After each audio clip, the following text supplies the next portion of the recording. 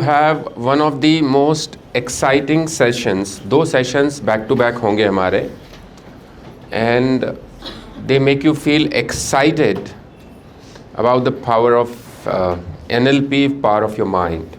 ठीक है? So I want you to close all your notebooks. Close all your notebooks. आपके जो pen है, पेंसिल है, उसको टेबल पे रख दीजिए. जब भी हम कोई ट्रेनिंग करते हैं, who is the most important resource? What is the most important resource when you do training? The participant. And I want my participants to be completely focused. The good thing is, ये जो रचना क्या हो गया?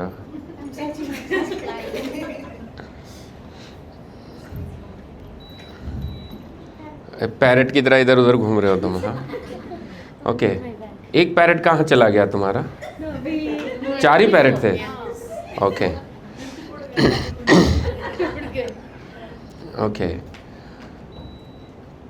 Why I asked you to not to write anything? Because ये वाले session का slides I'll be giving to you. So no need to take photographs, no need to note anything. अगर आपने इसको समझ लिया ठीक से, तो आपकी पर्सनल लाइफ में आप इसका बहुत इस्तेमाल कर पाएंगे. ठीक है? क्या लिखा है इधर Ram Prasad ji? Opinions of yourself become your reality. आप जो अपने बारे में ओपिनियन रखते हो, वो आपकी सच्चाई बन जाती है. अगर आप बार बार ये कहते हो मैं बहुत इमोशनल हूँ, तो आप इमोशनल बन जाते हो. बार बार आपको ये लगता है कि मैं बहुत भुलक्कड़ हूँ, I forget things very easily, तो आप भूलने लग जाते हो. बार बार ये कहते हो कि मैं पब्लिक के सामने खड़े होकर के फ्लुएंटली नहीं बोल सकती, तो आप नहीं बोल पाओगे. और आपको लगता है कि मेरा कॉन्फिडेंस बहुत कम है, तो आपका कॉन्फिडेंस कम हो जाएगा. बिकॉज अनकॉन्शियस माइंड जो है वो रिसेप्टिव माइंड है. Your unconscious mind is your obedient servant. If you say 20 times I am the most powerful person, it makes you more powerful person. If you say that my mind is bad, your mind becomes bad. तो कभी भी ये चीज़ नहीं बोलना. वही बोलना ज़िंदगी में जो आपको चाहिए. मदर टेरेसा चाहिए तो मदर टेरेसा ही बोलना. ठीक है? वाटर बोतल चाहिए तो वाटर बोतल ही बोलना. You have to be very specific. ईश्वर, ये यूनिवर्स, ये प्रकृति आपको वही देती है जो आप पूछते हो. और अगर आपने कुछ ऐसा मांगा जो क्लियर नहीं है, तो उसको जो समझ में आएगा वो दे देगा. ठीक है? आपको कितना पैसा चाहिए? बहुत सारा. अब आपके बहुत सारे की परिभाषा, what is the definition of your बहुत सारा? ठीक है? तो वो ऊपर वाले को जो समझ में आएगा उतना सारा दे देगा. बोले इतना सारा चाहिए, और इतना सारा आ जाएगा 50-50 रुपए के नोट भर के. ओके, लो भाई, इतना सारा मांगा था.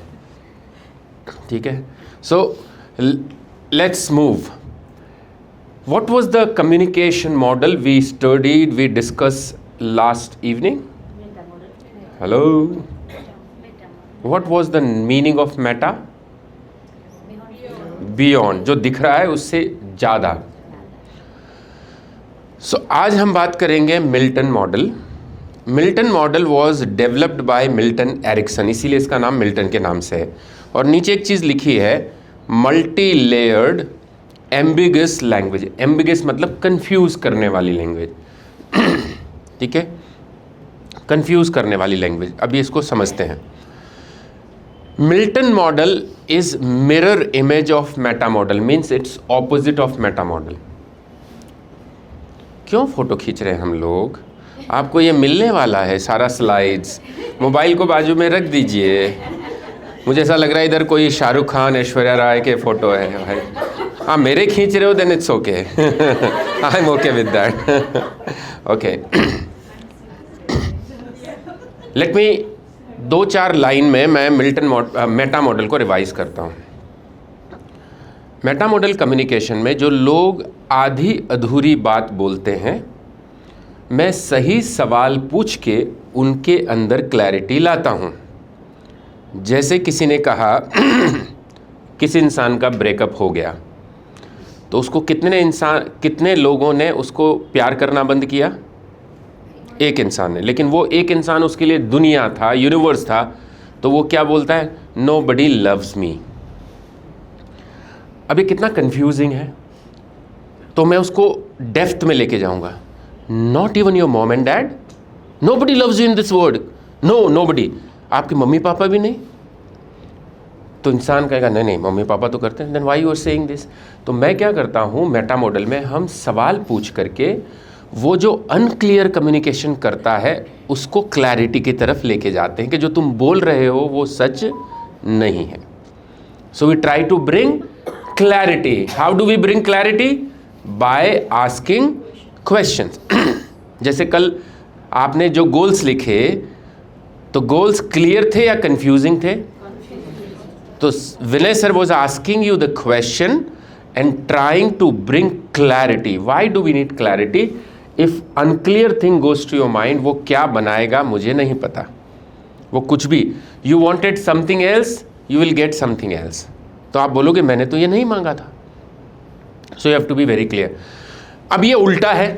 मिल्टन मॉडल में डेलिबरेटली मैं वो लैंग्वेज यूज करता हूँ जो लोगों को कंफ्यूज करती है। अब आप ये कहेंगे कि मैं ऐसा क्यों करता हूँ? We will tell about it. पहली चीज, अच्छा एक चीज और बताइए। अरे मेरी जिंदगी में तो बहुत प्रॉब्लम है, ये बोल रहा है, ये क्लियर है या अनक्लियर है? ये वाला सेंटेंस मैं दिल से बोल रहा हूं या सोच समझ के बोल रहा हूं? दिल से। दिल का मतलब होता है अनकॉन्शियस माइंड, ठीक है। कल कोई बोल रहा था मेरे दिल से, मैंने कहा दिल नहीं होता कुछ भी। दिल का काम है ब्लड को सर्कुलेट करना और पंपिंग करना, दिल कुछ नहीं होता। ये हिंदी मूवीज़ ने दिल को कुछ और बना दिया। हाँ, बायोलॉजिकली दिल का काम वो नहीं है। हाँ, वो जो दिल हम रेफ़र करते हैं ना, वो दिल मतलब अनकॉन्शियस माइंड। तो मैंने ये कहा मेरी ज़िंदगी में बहुत प्रॉब्लम्स हैं। ये आवाज़ कॉन्शियसली आई या अनकॉन्शियस माइंड से आई? अनकॉन्शियस माइंड से। तो मैं क्या बोलता हूँ, मैं उसमें क्लैरिटी लाने की कोशिश करता हूँ। सो जब मैं अनकॉन्शियसली कुछ गलत बात बोल रहा हूँ तो मैं उसको खींच करके लाता हूँ और उसको कॉन्शियसली बोलता हूँ। मतलब तुम्हारी ज़िंदगी में सब कुछ गलत हो रहा है, यानी कि तुम रात को सो भी नहीं पाए, यानी सुबह तुमको ब्रेकफास्ट भी नहीं मिला, सुबह उठते ही लोग तुमको परेशान कर रहे हैं। नहीं, ऐसा नहीं है। ज़िंदगी में प्रॉब्लम होती है दो, लेकिन वो उसको क्या कर लेता है, सब जगह प्रॉब्लम जनरलाइज कर लेता है। तो मिल्टन मॉडल में उल्टा ले जाता हूं मैं। मिल्टन मॉडल में मैं क्या करता हूं, उसको कॉन्शियस से कहां लेके जाता हूं, अनकॉन्शियस में। मेटा मॉडल में मैंने क्या किया, अनकॉन्शियस से लेके आया कॉन्शियस में। So Milton model is related with unconscious resources and नीचे एक लिखा है प्रोवोक्स ट्रांस डेरिवेशनल सर्च। अब इसका मतलब मैं समझा देता हूं। आप कंप्यूटर ऑन करते हो, अगर आपको कोई चीज़ चाहिए तो आप कहाँ जाके सर्च करते हो, गूगल पे। गूगल पूरी दुनिया के विदिन 1 सेकेंड और 10 सेकेंड पूरी दुनिया में जो जो भी है उसको ढूंढ करके आपको दे देता है।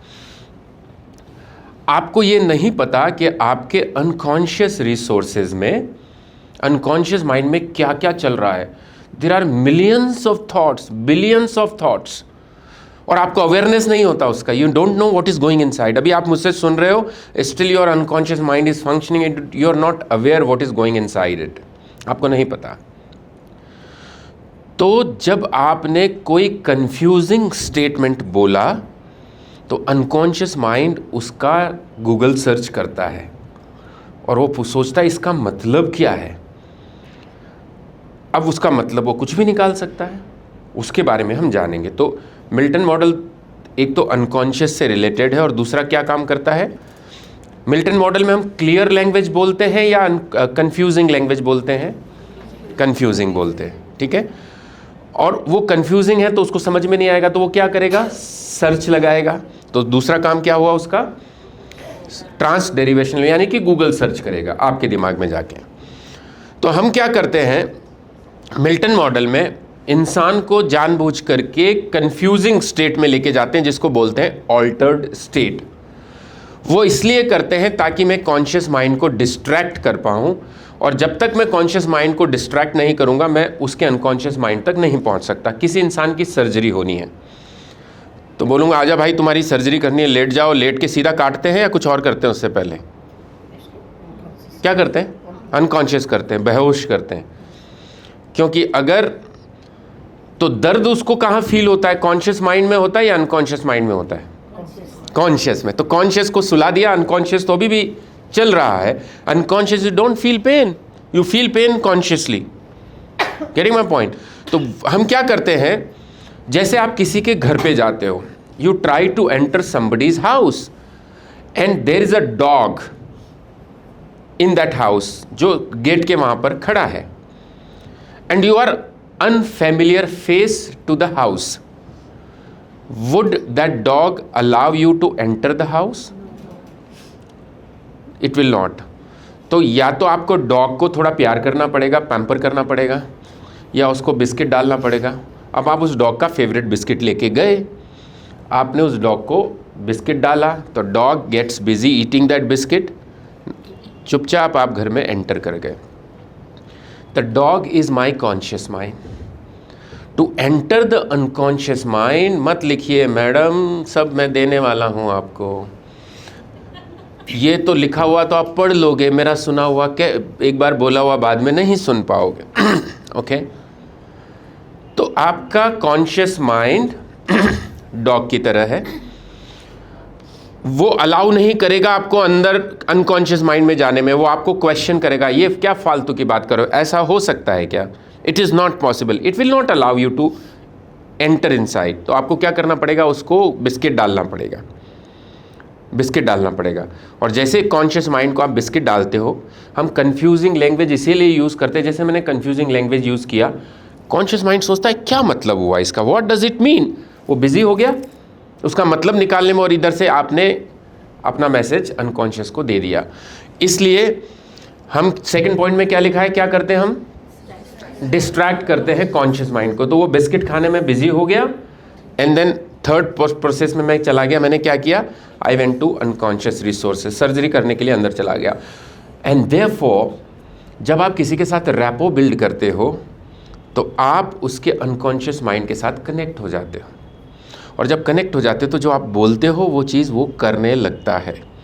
तो चाहे कल कोलैप्स एंकर हुआ हो, स्विश हुआ हो, या कोई और चीज़ हुआ हो, वो जो कमांड्स हम दे रहे थे वो सीधा कहाँ जा रहा था, अनकॉन्शियस में, और अनकॉन्शियस में एक बार पहुँच गया तो वो ठीक कर लेता है।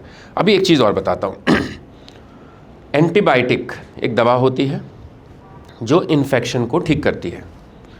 वो टैबलेट को मुंह से खाते हैं, पेट में जाती है, लेकिन अगर मेरे कान में इन्फेक्शन है तो कान का इन्फेक्शन ठीक होता है, थ्रोट में है तो थ्रोट का होता है, स्टमक इन्फेक्शन है तो स्टमक इन्फेक्शन ठीक हो जाता है।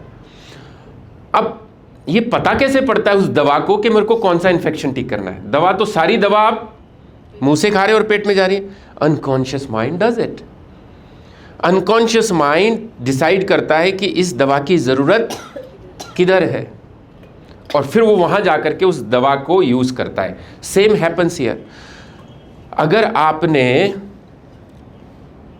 मैंने रचना जी को बोला यू आर वेरी कॉन्फिडेंट, ये स्टेटमेंट स्पेसिफिक है या अनक्लियर है?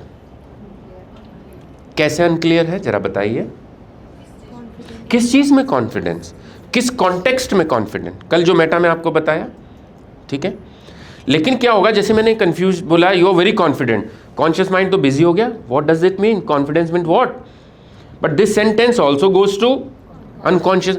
अनकॉन्शियस क्या करेगा, गूगल सर्च करेगा, फिर गूगल सर्च में वो देखेगा कि इनके किस एरिया में कॉन्फिडेंस की कमी है, वहाँ जाके इस सेंटेंस को चिपका देगा। अनकॉन्शियस तो स्वीकार करता है सिर्फ, तो अनकॉन्शियस ने इस सेंटेंस को किस जगह जाकर के स्वीकार किया, जहां पर कॉन्फिडेंस की जरूरत थी। Getting my point? सो यहां जानबूझ करके हम कंफ्यूजिंग लैंग्वेज बोलते हैं। अब इसमें 7 और 8 प्रिंसिपल्स हम पढ़ने वाले हैं। तो पहला प्रिंसिपल क्या है? Generalize. Our mind has an amazing capability generalizing. Under Milton model we deliberately generalize our commands to help a person going into trance or to help a person installing a new and empowering belief.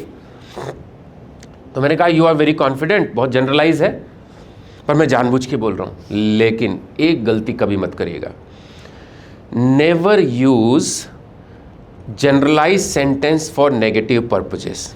हम बच्चों को बोलते हैं कई बार you are very dumb, बोलते हैं कि नहीं बोलते बच्चों को यू आर वेरी डम। हम ये भी बोलते हैं तुम बेवकूफ़ हो क्या, बोलते हैं ना। अब ये नेगेटिव है या पॉजिटिव है? नेगेटिव है। अब वो नेगेटिव को जाकर के याद क्या करेगा, अनकॉन्शियस में जाएगा और जहाँ पर वो बेवकूफ़ नहीं है उस एरिया में वो जाके चिपका देगा, तो वहाँ पे भी वो बेवकूफ़ बन जाएगा। यू बिकम डम।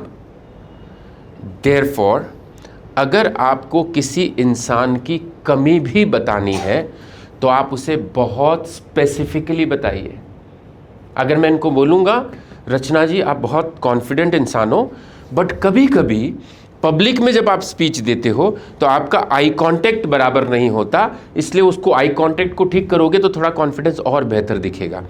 बिल्कुल स्पेसिफिक, तो बिल्कुल वहीं पर यूज़ करेंगे। और अगर मैंने बोल दिया नहीं यू आर नॉट कॉन्फिडेंट, तो उनका जो वो 10% एरिया में कॉन्फिडेंट नहीं थे, 90% में थे, लेकिन आपने ये बोल करके उनके साथ मतलब you murdered a good person inside. And we do it with so many people, with us, in our family, with kids. और मैं कहता हूँ NLP 2 लोगों को करना बहुत ज़रूरी है, एक टीचर्स को, एडुकेटर्स को और एक डॉक्टर्स को, दोनों के लिए बहुत ज़रूरी है। Because they are the people whose opinion makes a lot of difference to their students. They can make or destroy people just by using one sentence. इसलिए whenever you have to say positive things to people, tell it generally, because आपको नहीं पता उसको उसकी ज़रूरत किस जगह पर है। तो वो क्या करेगा, ट्रांसडेरिवेशनल सर्च करेगा और उसको जहाँ ज़रूरत होगी दिमाग उसको वहाँ पर यूज़ कर लेगा। So if a smart kid comes to you and tells you something and you say, oh you are very smart. Smart in what sense? But it is a positive sentence. Let it go to somebody's unconscious mind, जहाँ वो जैसे antibiotic की तरह काम करेगा, जहाँ infection होगा वहाँ पर इसको अप्लाई कर देगा। So what are the learnings of this slide? Never use generalize statement when you are pointing out somebody's weakness. It has to be very specific. And when you are complimenting somebody you can use it to enhance somebody's capabilities and confidence. Okay. The second principle is, what is that second principle is? Ambiguity. Ambiguities are words or phrases that have more than one meaning. This distracts the conscious mind because it then tries to figure out which meaning is appropriate. आपने कोई ऐसी बात बोली जिसके multiple meanings निकलते हैं तो conscious mind तो बिजी हो गया सोचने में कि what does it mean? But this sentence goes to your mind as well, and your mind, unconscious mind, और unconscious mind उसका वही मतलब निकालेगा। आपका है ना ये? हाँ, वो पैरट का ही हो सकता है, लेके आइए।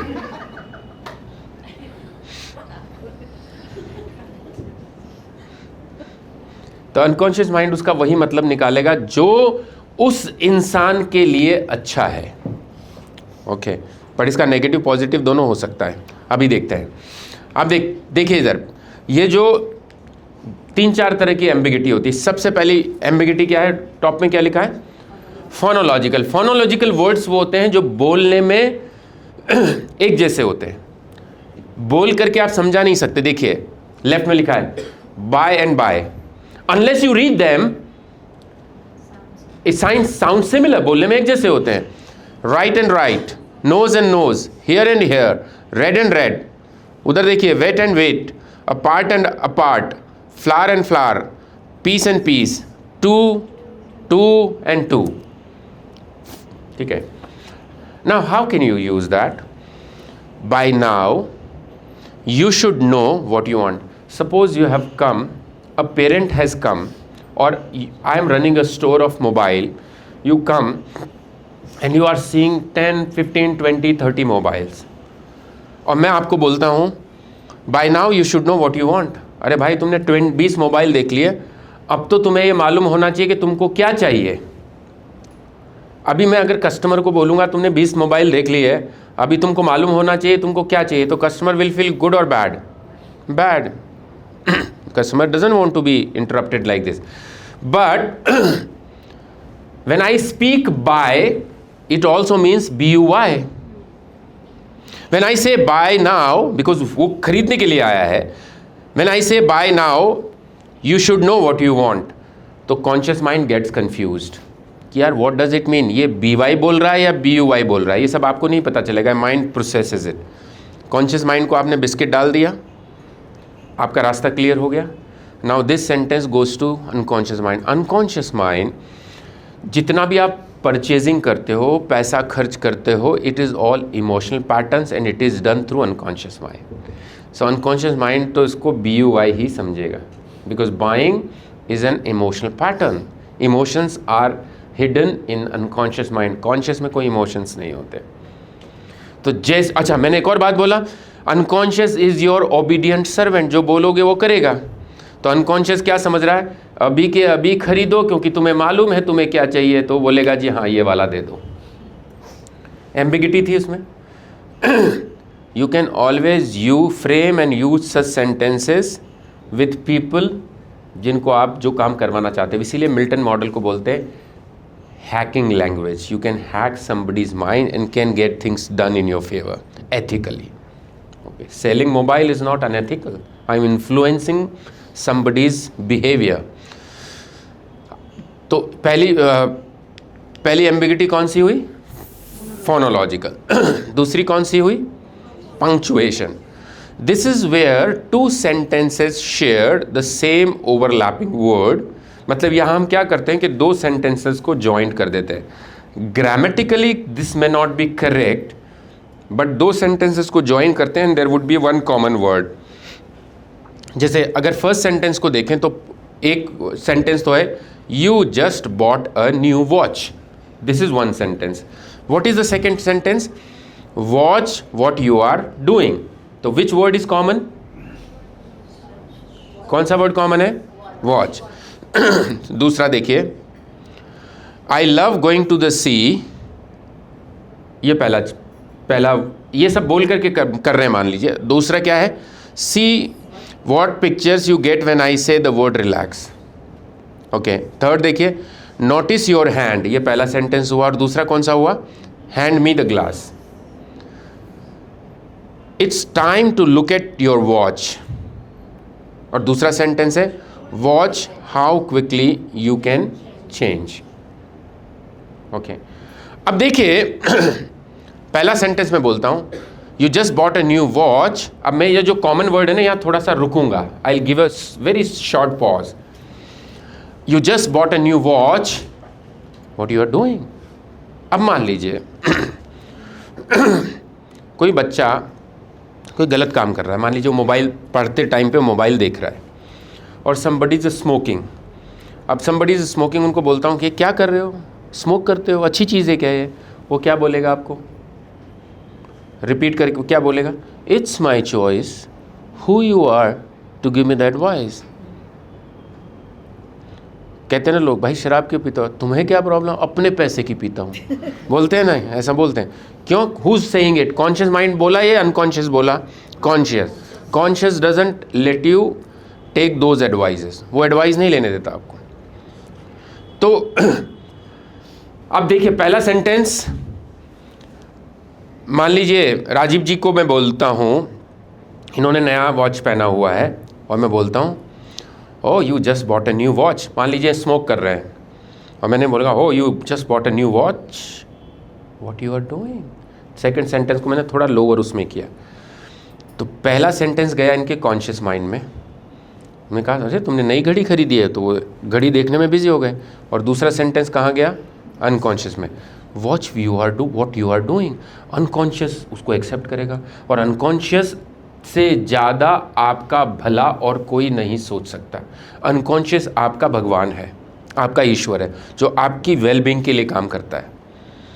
अब समस्या ये है कि उन्होंने पूछा था डे 1, क्या हम अनकॉन्शियस को कंट्रोल कर सकते हैं? बिल्कुल, this is the language through which you can control your unconscious mind.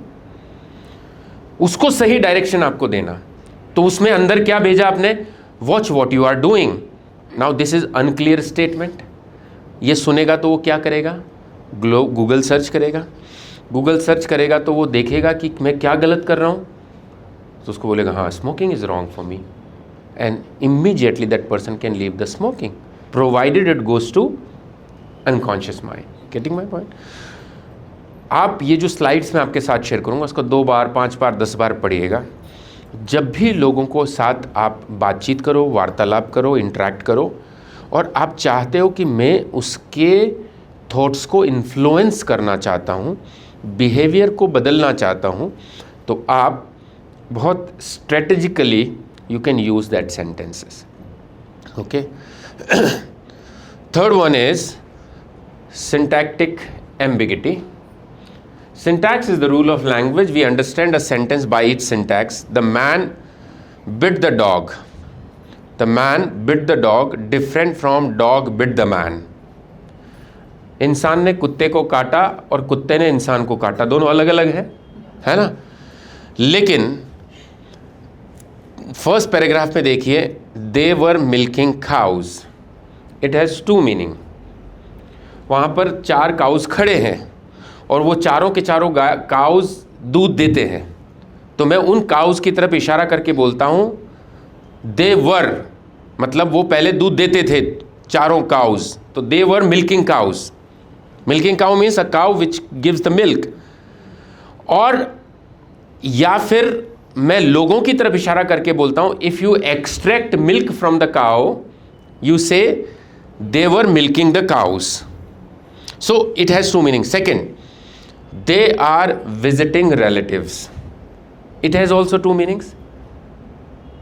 मान लीजिए both of you are going to visit your relatives and you did not come to the class. So Raja ma'am say both of you, they are visiting relatives. Clear है? Okay. अब दूसरा लेते हैं। आज आपके घर 2 मेहमान आए और आप उनको क्लास में लेके आए। तो मैंने कहा कि कौन है? They are visiting relatives. वो रिलेटिव्स जो हमारे यहाँ विजिट कर रहे हैं। 2 मीनिंग्स। सो ये 2 मीनिंग हम क्यों कर रहे हैं? थर्ड देखिए, मैन ईटिंग फिश। जो आदमखोर मछली होती है ना, जो इंसान को खाती है, उसको बोलते हैं मैन ईटिंग फिश। और जो इंसान मछली को खा रहा होता है उसके लिए भी बोलते हैं मैन इज ईटिंग फिश। दोनों का मतलब अलग अलग है, लेकिन इट गिव्स यू। अब लास्ट वाला पढ़िए, सृष्टि पढ़िए। Who was drunk?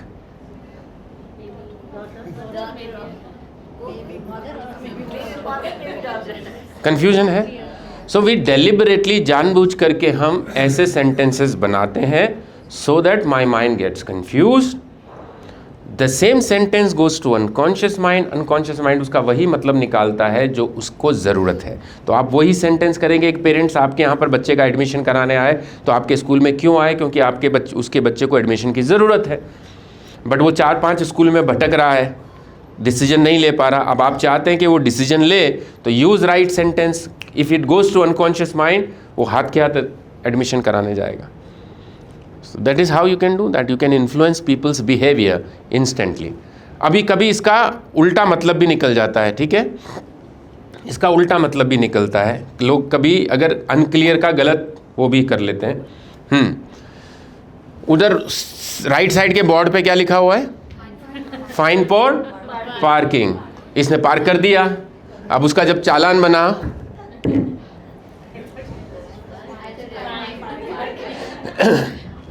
So it happens sometime. वो मदर टेरेसा वाली स्टोरी यहाँ पर भी अप्लाई होती है, ठीक है? नाउ एक और एम्बिगिटी होती है, that is called ambiguous scope.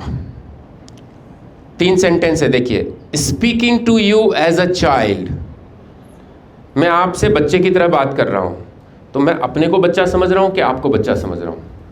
Not clear? He drew a picture of himself in the nude. It also has two meanings. The picture was nude or he was nude while he was drawing the picture. The third is the older men and women came to the party. अब इसका मतलब दो है, केवल man older थे, women older नहीं थी, या दोनों ओल्डर थे. कंफ्यूजन है. So we deliberately use ambiguity to confuse the conscious mind so that we can plant a thought in somebody's unconscious mind.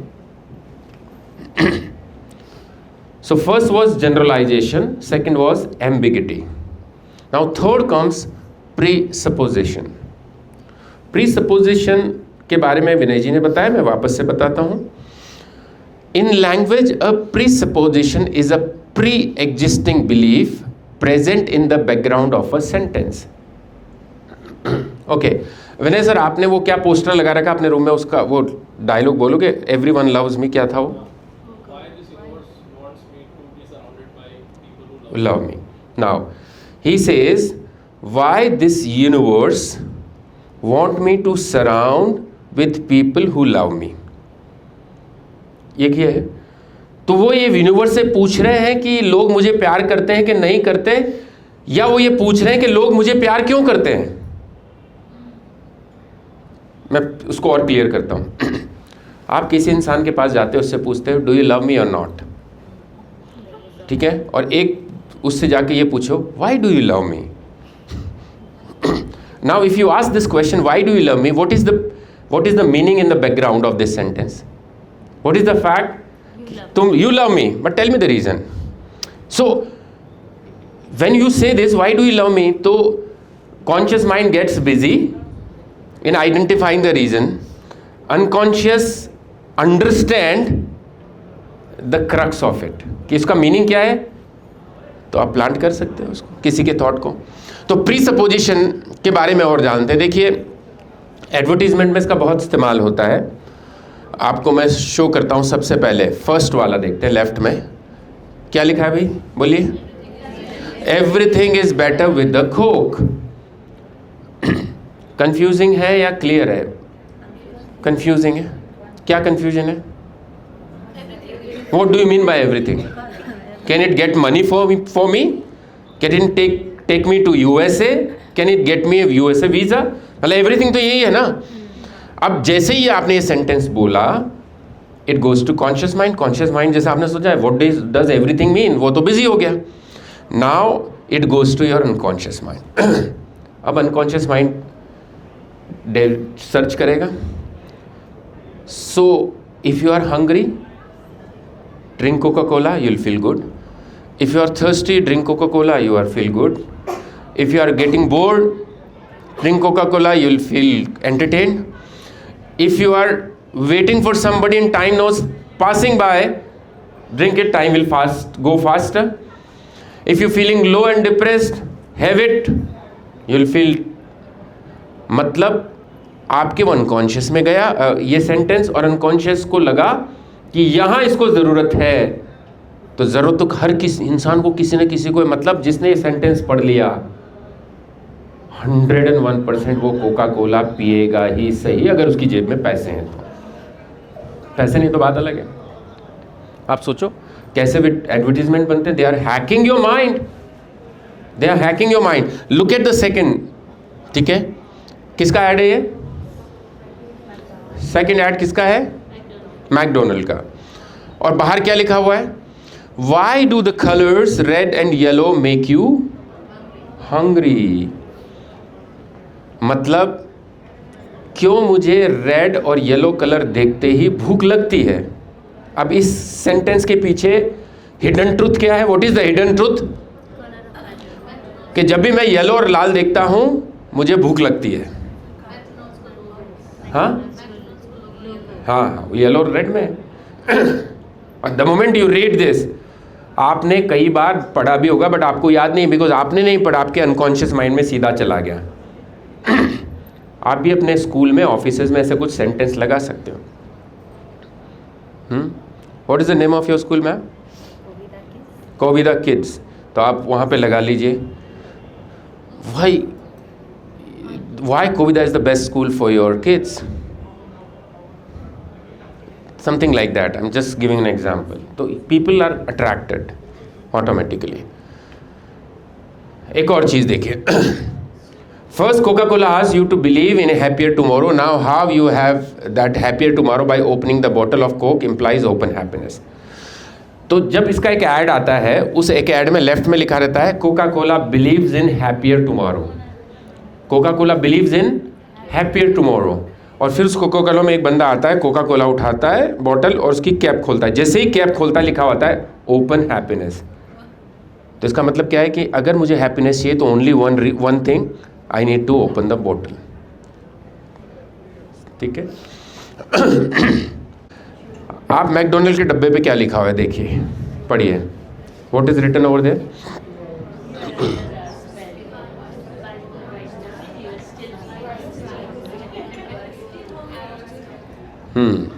अब कई लोगों को तो इसको देख के भूख लग जाएगी. अभी ब्रेकफास्ट करके आए फिर भी. हाँ. नेपाल में है McDonald's? You don't have. Okay. अभी आप अमेरिका घूमने वाले लोग, आपको पता ही नहीं है कि इधर हो कि उधर हो. ओके. अब आप सोचिए, you go to a McDonald, you buy something, you are eating it, talking to your friends, the dabba was kept there on the table. Unconsciously you are reading it. You're talking to each other but unconsciously you are reading it. And after some time you say, यार कुछ और खाने का मन है. Because your mind was hacked. पहले तो उन्होंने क्या बोला? You are under our spell. आप हमारे कंट्रोल में, नियंत्रण में हो. दूसरा उसने क्या बोला? Buy more right now. जैसे आप, मतलब आपका जो स्लेव होता है ना, गुलाम, उसको जो आदेश देते हो वैसे आपको आदेश दिया जा रहा है. If you hack somebody's mind you become slave. And companies and sales, and that's why NLP is used in sales lot of time. Okay. हाँ जी, क्या लिखा है? Thank you for. इसमें क्या प्रीसपोजिशन है बताइए. ये 2020 में हम येलो पगोड़ा में NLP करने आए थे, तो रिसेप्शन पे ये लगा हुआ था, उसकी फ़ोटो है ये. 2020 में हमने फ़ोटो क्लिक किया था. हाँ. What is the truth hidden behind it? मैं अज्यूम कर रहा हूँ कि आप यहाँ स्मोक नहीं करोगे और उसके लिए मैंने एडवांस में आपको धन्यवाद दे दिया. कई बार आप बोलते ना, can you please send me that book and thank you in advance, लिखते ना ऐसा.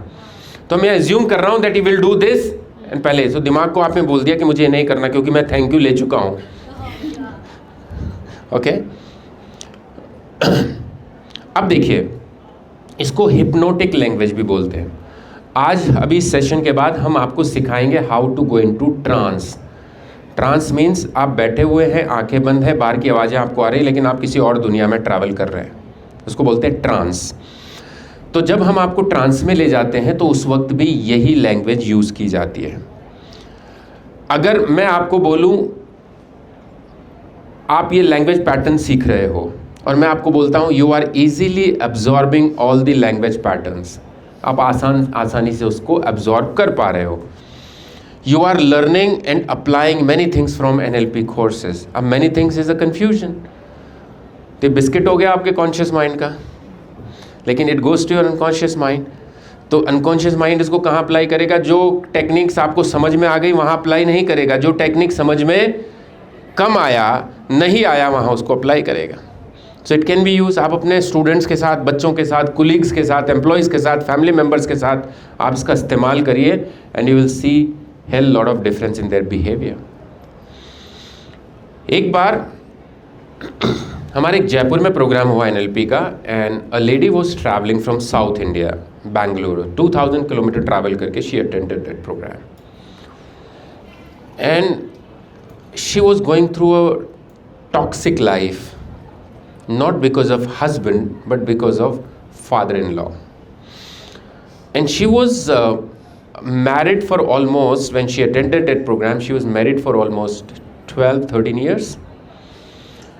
एंड सफरिंग बैडली बिकॉज उनके फादर इन लॉ बहुत अब्यूजिव लैंग्वेज यूज़ करते थे, इवन सम टाइम उनको फिज़िकली हिट भी किया. And the husband was so much in control of father that he was not in a position to take any stand. Because of the toxic behavior of father-in-law, mother-in-law left him a few years ago, so she was living separately. But the father-in-law was, because the house belongs to father-in-law, so he was living. अब I told, अगर मैं बोलूँ father problem, ये समझ में आ गया problem father in law के साथ है, मैं फादर इन लॉ को बुला के उनको ज्ञान दे सकता हूँ क्या? नहीं दे सकता. You cannot. Because he thinks he is right. When two people are fighting, why do they fight? Because both of them think they are right. One may be right, one may be wrong. But one who is wrong will not understand and accept it that I am wrong. Then Vinay sir suggested her 2-3 sentences. Okay? कि आप जा करके style से कभी बातचीत, उनका behaviour toxic है but doesn't mean he shouts every time, some time is normal, some time he talks nicely. So Vinay sir gave him 3-4 sentences, gave her that you use it strategically. After 3 months the lady called us and she was crying and she said that miracle has happened in my life. My father in law, वो जो 3-4 sentences mind hack के उन्होंने बोले, it goes to unconscious mind and the person changes after some time. बोले sir last 15 days से ये change आया. I did not call because I wanted to make sure that the change is permanent or not. He has started treating me like a daughter and behave so nicely with me. और अभी कल sir आज breakfast पे बोले यार ये मैं ऐसा चेंज कैसे हो गया? तो बोला कि पापा I went to NLP and NLP I learn some coded language and I use that coded language with you, that's why you have changed. अब तो बोल सकते हो because the person has realise, बोले मुझको भी NLP करना है. Now see you can influence the customer, your relatives, your kids के ऊपर बहुत अच्छा कर सकते हो. Everyone ethically, intention should be right. Okay, so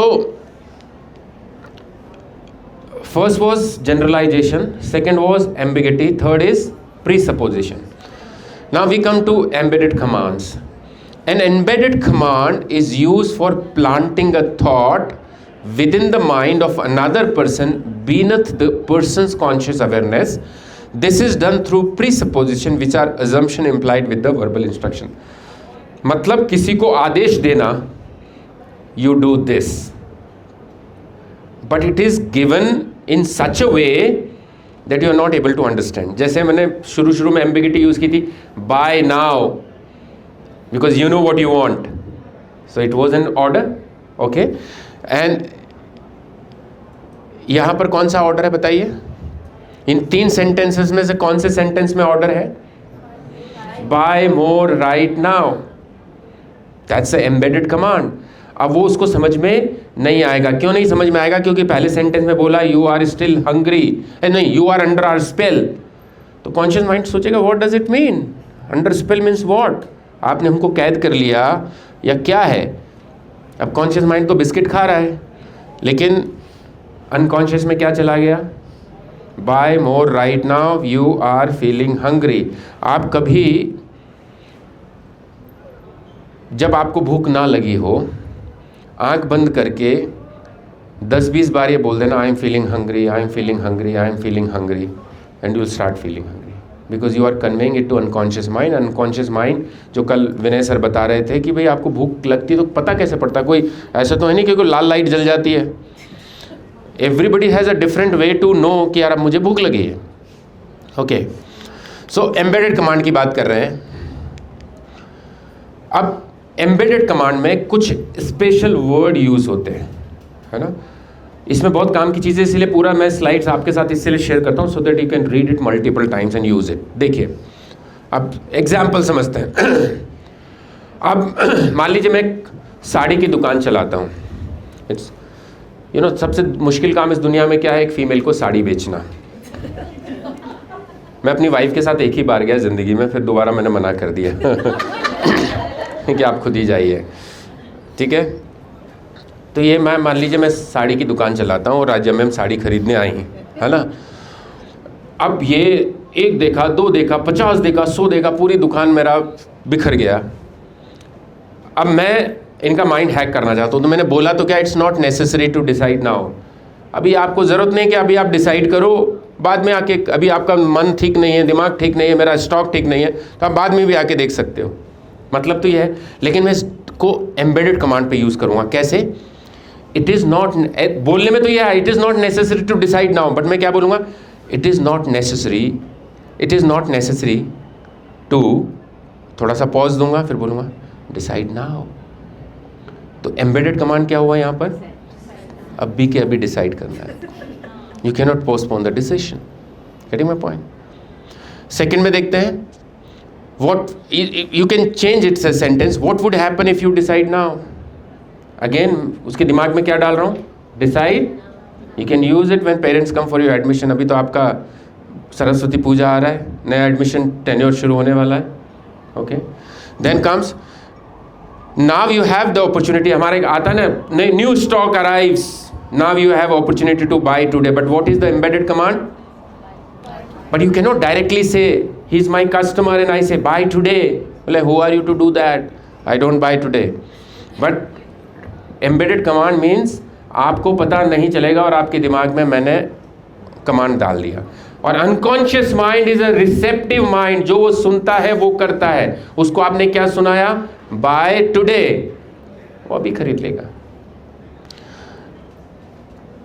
okay, second paragraph की फर्स्ट लाइन, कुछ ऐसा करो कि लोग आपको प्यार करें, मेक देम लव यू। लेकिन एम्बेडेड कमांड क्या है? अगर किसी को आपको आई लव यू बोलने में डर लगता है तो यूज दिस सेंटेंस, उसको समझ में भी नहीं आएगा, ओके। मोस्ट एक्सपर्ट्स से you really need to buy this phone. मैं नहीं बोल रहा, वो सेंटेंस क्या बोल रहा है? इस दुनिया के विशेषज्ञ ये कहते हैं कि आपको ये फोन खरीदना चाहिए, लेकिन एम्बेडेड कमांड क्या है? Necessity. You really need to buy this phone, and it goes to unconscious mind, and unconscious mind, yes, I want to buy. वैसे तो नेगेटिव में यूज़ नहीं करना चाहिए, बट कभी आपका दिल ऐसा लगे कि नहीं, इसको तो मुझे बोलना ही है, और इसको पता ना भी चले और मैं इसका नुकसान कर दूं, तो आप ये यूज़ कर सकते हैं। क्या लिखा है? मैं तो कहानी सुना रहा हूँ, my third grade teacher told me that you are an idiot, but आपके दिमाग में मैं क्या थॉट प्लांट कर रहा हूँ? You are an idiot. बच्चों को बोल सकते हो, not this, my third grade teacher told me that you are genius, okay. You can do it like this, okay. तो ये जो नीचे सेकेंड पैराग्राफ में शब्द लिखे हैं, एम्बेड कमांड में ज़्यादातर इन शब्दों का प्रयोग होता है। Trust me, believe me, decide now, call me, do what I say, buy today, read each word, agree with me, change your life, feel good। और अभी हम ट्रांस में इसका यूज़ करने वाले हैं। अब आप ज़रा सोचिए, जब हम ये क्लास लेते हैं तो कई लोग इसका यूज़ करते हैं और हमें फ़ोन करके बताते हैं, सर इट वाज अमेजिंग। बोले कि सर एक बहुत बड़ा कस्टमर, एक का फ़ोन आया कि मेरा बहुत बड़ा कस्टमर था, वो मेरे को फ़ोन ही नहीं उठा रहा था, मुझे उससे मिलना था। He was a very high profile person, he was not giving me time, he knows me but he was not making my call, he was not responding to my message. So एक दिन मैंने एक command use किया, please, ऐसा एक sentence लिखा, फिर उसमें एम्बेडेड कमांड डाला, give me tomorrow's time to meet. आदेश दे दिया ना, give me tomorrow's time to meet for 10 minutes. बोले सर जैसे मैंने वो मैसेज डाला, he read the message after 10 minutes and after reading it within 30 seconds उनका reply आ गया, yes you come at 1 o'clock। and when I went there I stayed there for 30-40 minutes। कई लोगों ने बताया कि सर इसको हम यूज़ करते हैं तो बहुत रेस्पॉन्स आता है लोगों का।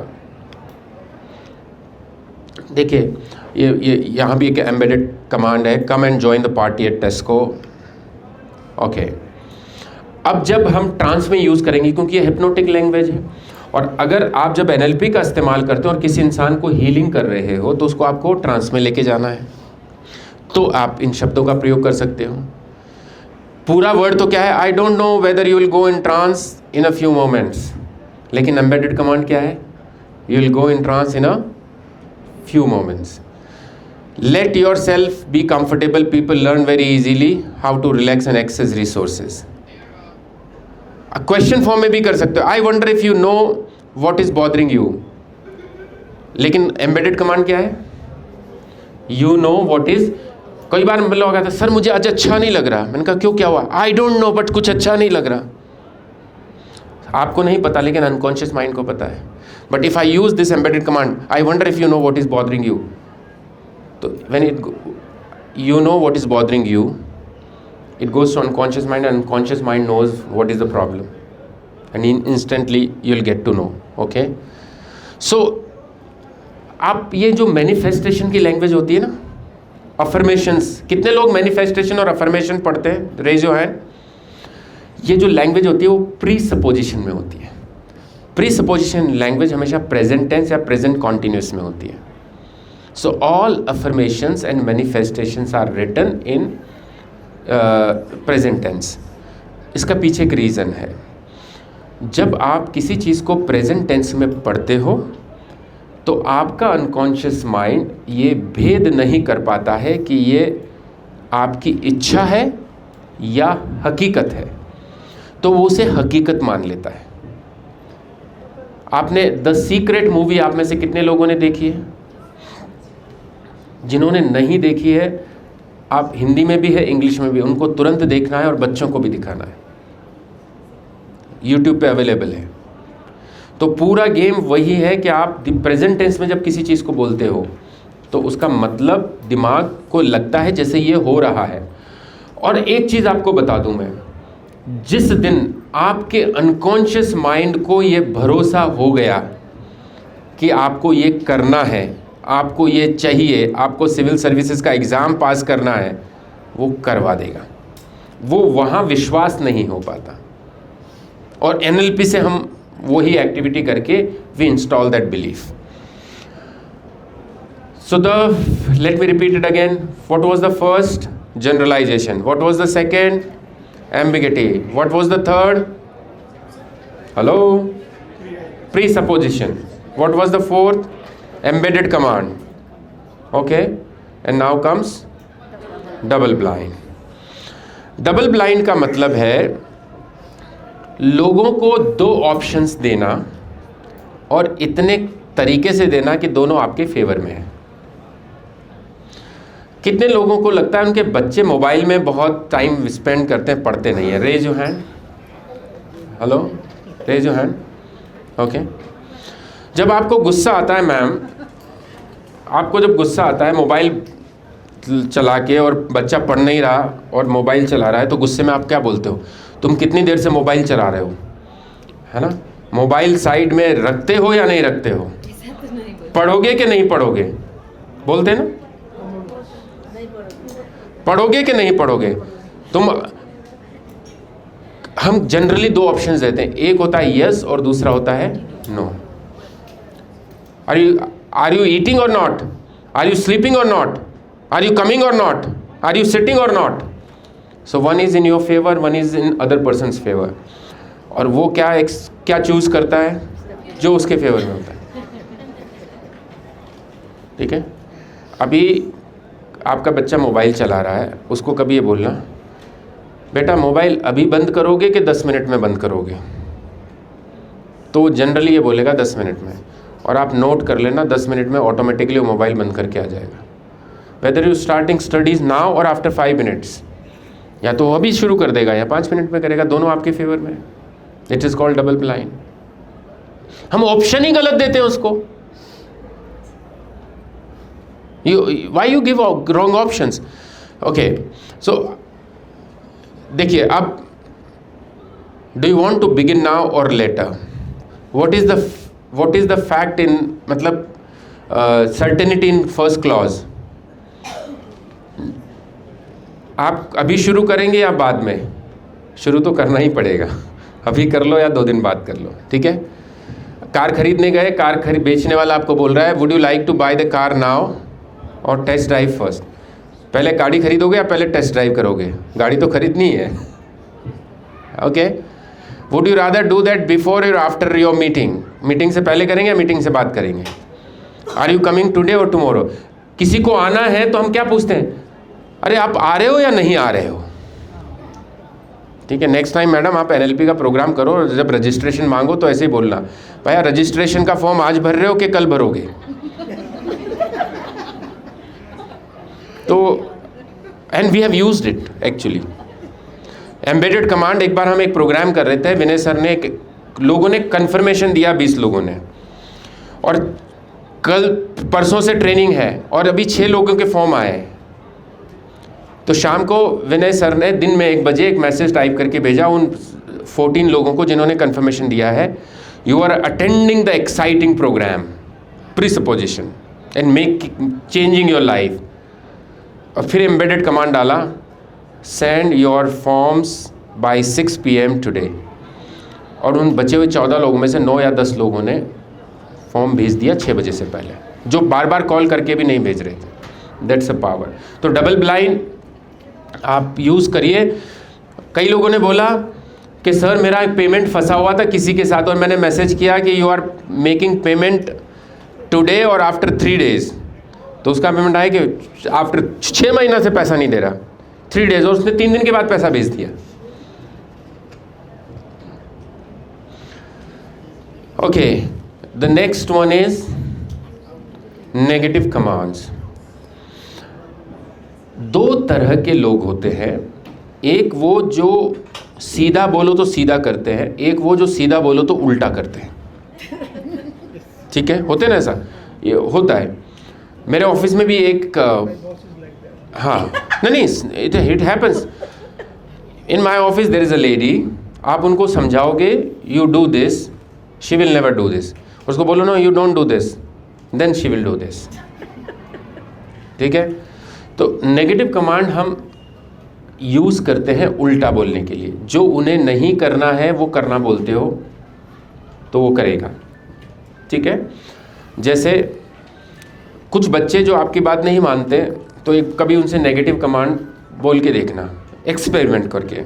अगर जैसे आपके बॉस के ऊपर तो पक्का चलेगा ये, ठीक है, तो किसी दिन आपको बॉस आपको छुट्टी नहीं दे रहे और आप छुट्टी लेके गए, सर अब तो आप मेरे को बिल्कुल छुट्टी देना ही मत, मेरे को तो संडे को भी काम कराना, सैटरडे को भी करवाना, आप छुट्टी देना ही मत। तो आप उसको उल्टा बोल रहे हो, अरे राम प्रसाद ऐसे क्यों बोलते हो, आप जितनी चाहिए उतनी छुट्टी ले लो, ऐसा क्या बात है। It will happen. Negative command. कई बार आप शॉपकीपर के पास जाते हो, ज़्यादा भाव ताव करते हो, नेगोशिएशन करते हो, तो शॉपकीपर क्या बोलता है, नहीं नहीं आप जाओ कहीं और से ले लो। It is actually negative command. या आपको मान लीजिए कोई ड्रेस खरीदना है मैम, आप गए शॉप पे, पहला सवाल पूछता है कौन सी रेंज में दिखाऊं। कई बार शॉपकीपर पूछता है ना, तो आपने बोला 2000 तक, तो वो 2000 1800 2000 की दिखाएगा, वो 1000 की कभी भी नहीं दिखाएगा। देखो वो 2000 के आसपास ही दिखाएगा। जानबूझ करके वो, 1 मिनट है ना, ये मैं ले लेता हूँ ऐसे, जानबूझ करके वो ऐसे अलमारी से निकाल के इसको ऐसे निकाल के इधर रखेगा, वो आपको नहीं दिखा रहा, वो दिखा के ऐसे रखेगा। फिर आप बोलोगे वो दिखाओ, नहीं नहीं ये आपकी रेंज का नहीं है, ये बोलेगा। फिर आप क्या बोलोगे, नहीं दिखाओ अभी 3000 का है, आप दिखाओ ना फाइल पे। नेगेटिव कमांड यूज़ करके आपको 2000 की चीज़ 3000 में भेज दी थी, 2000 की वो। Negative command. ओके, अगला होता है मेटाफर। मेटाफर का मतलब होता है छोटी छोटी कहानियाँ, छोटे किस्से, सेइंग्स, एनेक्डोट्स, कोटेशन, ये बोल करके लोगों को इनडायरेक्टली आप बदल सकते हो। सभी के लिए, बच्चों के लिए क्या, सभी के लिए बहुत प्रभावशाली है ना। और एक अक्सर मैं एक कहानी सुनाता हूँ, वो मैं सुनाता हूँ, फिर उसका एनालिसिस करेंगे। एक बार एक रेस कोर्स में हॉर्स रेस होने वाली थी, जब रेस कोर्स में हॉर्स रेस होती है तो लोग वहाँ पे आते हैं, वो देखने आते हैं या पैसा लगाने आते हैं वहाँ पर? पैसा लगाते हैं हॉर्स के ऊपर, जिसका हॉर्स जीतेगा उसको पैसा मिलेगा, तो एक तरह से गैम्बलिंग होता है। तो उस रेस में 7 हॉर्सेस दौड़ रहे थे। सबसे तेज दौड़ने वाला हॉर्स था टॉनी, वो सबसे ज़्यादा जीता था, सबसे ज़्यादा लोगों ने उसी पे पैसा लगाया। ठीक है, रेस शुरू हुई, जैसे ही गन शॉट हुआ रेस शुरू हुई, और as usual Tony was running faster than other horses, वो सबसे आगे दौड़ रहा था। दौड़ते दौड़ते ट्रैक पर 2-3 दिन पहले अच्छी बारिश हुई थी, तो ट्रैक पर अच्छी बढ़िया ग्रीन ग्रास, हरी घास थी।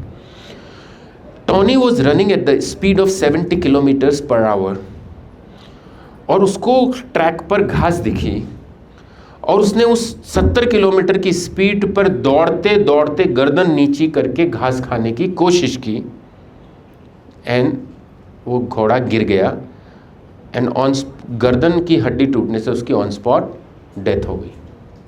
ठीक है, अब इस स्टोरी से अपने को क्या क्या सबक मिलता है? अगर मैं स्टोरी सुनाऊं तो आपको क्या क्या सबक मिलता है, कहाँ कहाँ इसका इस्तेमाल कर सकते हैं, बताइए, बोलिए। कम ऑन, सब यहाँ पे अर्ली चाइल्डहुड वाले लोग हैं भैया। Very nice, distraction kills you, और ओके, और एक टाइम पे एक ही जगह पे फोकस करना, ओके, और may be he was too much addicted for the grass, okay. अब मान लीजिए आप किसी को ये समझाना चाह रहे हो कि भैया distraction is not good for you, direct बोलो कि भाई distraction is not good for you, don't do it, क्या वो आपकी बात समझेगा? नहीं मानेगा, conscious mind will not allow. तो आपको करना क्या है, कहानी सुनानी है। लेकिन हम एक गलती करते हैं, जब हम कहानी सुनाते हैं तो कहानी के आखिर में उसका मोरल एक्सप्लेन करते हैं, उसका नैतिक क्या उसकी कंक्लूजन है, वो जैसे ही आप उसका मोरल और कंक्लूजन बताते हो कॉन्शियस माइंड एक्टिवेट हो जाता है। ओके, आप मुझे ज्ञान देने की कोशिश कर रहे हो, इसलिए आपने कहानी सुनाई, तो वो काम नहीं करती। कहानी सुनाइए और उसका मोरल एक्सप्लेन मत करिए, and then see the change. You have to use the right story.